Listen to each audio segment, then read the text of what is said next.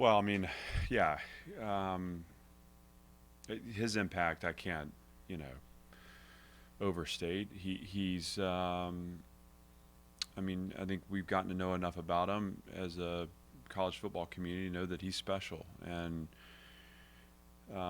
what makes him special internally is he's a quiet connector. He's a guy that cares a lot about his teammates. You know, this is a world right now where we're kind of, pushed to our pockets, and there's so many reasons to be on your own. I mean, he connects with this. He understands how important that connection is to winning, and takes the time to break down the barriers that exist when you're building a team with high school players, with portal players, with retained players. Obviously, his competitive swagger and confidence is a part of his, um, the draw to him, and that's real too. But he's not an emotional player. I mean, he's not a player that doesn't always keep a level head and keep a focus on the mission. The mission's winning. So um, I'm excited to have him back. I think it's great for college football. I think it's great for Nashville. I think the Nashville community is embracing him, and it's been fun to see them connect, the fan base connect with him as a player and a person. But also think, that's just a football program's it's a behemoth. There's a lot of people, and I think when you look at the success we've had, there's a nice blend of guys like Eli and Diego and Rand and Fontenot that come in, Corday Sidnor, and had impact as transfers. There's others too, but for the sake of time, and then guys that have been retained too. Players that we recruited that we knew may be a couple years away. Maybe they're forced into early action, but are stepping into a level of performance that, the blend is what has allowed us to be successful. And there are guys that have some real skin in the game at Vanderbilt. I mean, gone through some painful things and struggled, and I think it feels good for all of us to be on this side of that struggle. We know that there's a lot of work left ahead of us, but just to be excited about the season and knowing that we have a chance, if we can keep our focus, to carve out a good season for us. Offensive numbers have ticked down a little bit nationally. Is that a product of defenses catching up, so to speak, with offense, or is that clock rules, or any thoughts that might be there? It's probably a combination. First of all, it's a great statistic, so I appreciate that as a defensive guy.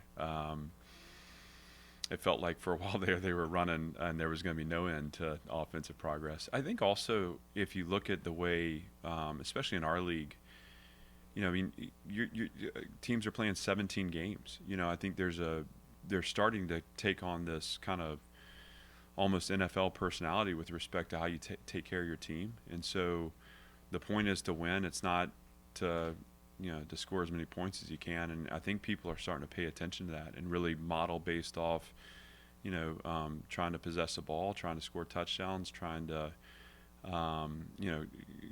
limit points on defense and play a complementary game. I think that's part of it too.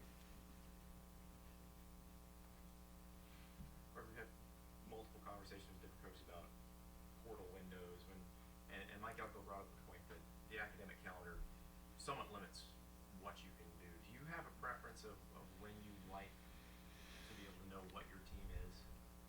Well, I mean, I think if in a perfect world, you would, I mean, the earlier the better, right? And I mean, I think every coach would feel that way. The complexity comes with, again, you're dealing with one sport within the context of college athletics, and you're dealing with academic calendars that vary from school to school, and you're trying to create as competitive a product as you can with so many variables that that's where I think the need for some over the top consideration with setting these schedules and giving us the framework through which we build our teams. Once we have that framework in place, we're smart enough and adaptable enough as college football coaches to make it healthy and make it good. I think the hard part is just the constant changing. And look, that's the cost of being a part of something in an important moment. Not victimized by that, but I'm anxious, and I know there's so many important conversations going on. I know this next couple of days will be important for us too. I'm anxious to get on the back end of this and have a framework within which we can really be confident in building our team and know that we can actually have something as a sport that's sustainable. Um, it feels like, where we are right now isn't sustainable, and so how do we best support the student athlete? How do we make sure they have options for themselves? How do we make sure they're compensated for their efforts? And then how do we protect the sanctity of the game and make sure from a competitive standpoint we keep keep a level playing field, because I think that's going to improve the product on the field and improve engagement for our sport and allow college football to be as great as it's been in the past. Has transfer rate affected team GPA, academic standing, that sort of thing at all at Vanderbilt? So we've had 7 consecutive semesters of over a 3.0, and I'm really proud of that. I think when we first, this would have been after, I want to say it was after my first fall, we got in front of the team and talked. This would have been spring of 22. Talked about, hey, let's set a goal of a 3.0 GPA, and that was met with some groans in the room, and I, the learning from that is it doesn't mean everyone has to make a 3.0, but are you committed to doing a little bit better? If you had a 2.5, well, you get a 2.6. If you had a 2.8, a 2.9, and if each person pushes to their limits, you have a chance. And for 7 consecutive semesters, we've met those marks. And so I appreciate the question, because as we've evolved our strategy and adapted to the changing times, we've not lost our soul. And I'm very clear on the fact that my job is to win football games, right? And I'm competitive, and that's what I want to do. But I also have to work in service of players that are 18 to 22 that are going to become husbands, fathers, and members of community. And I've got a responsibility to make sure that they're developing not just as players, but as people. And our program, we say better people make better players. And so we want to keep committed to this holistic model that is both rewarding in results, but also rewarding in the kind of substantive parts of what we do. Did you find it easier to retain guys after providing some proof of concept last year? I think I understand the question. What was most energizing to me about this kind of time through the portal cycles, guys were excited to return to continue the journey. So it's not an excitement to return because of all the success. It's an excitement to continue to build this thing out, believing that it can go further. That was what was most energizing to me.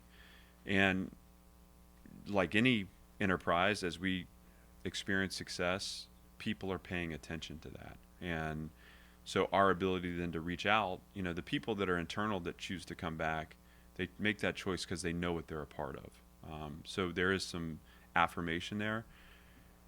We're able to now enter into conversations with, portal candidates and high school players where we're continuing to level up in that respect. That's been exciting too. But just this idea that there's a core group of guys that believe in the mission, they want to take it further, and so they didn't flinch. They want to come back and be a part of it. It meant a lot. How different did that make, January when they're back in the weight room after the season, spring practice? Just they know what they're in for, what's coming.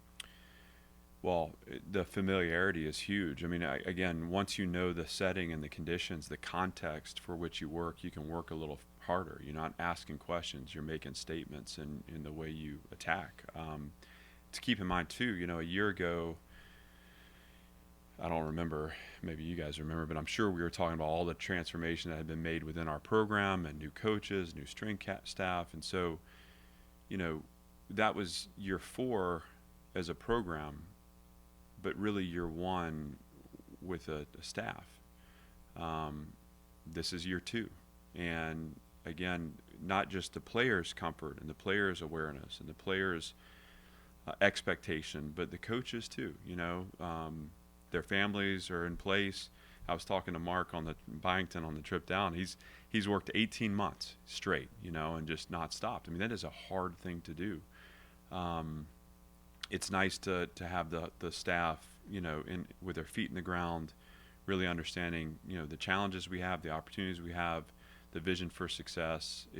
The alignment is tighter than it was a year ago, which it should be.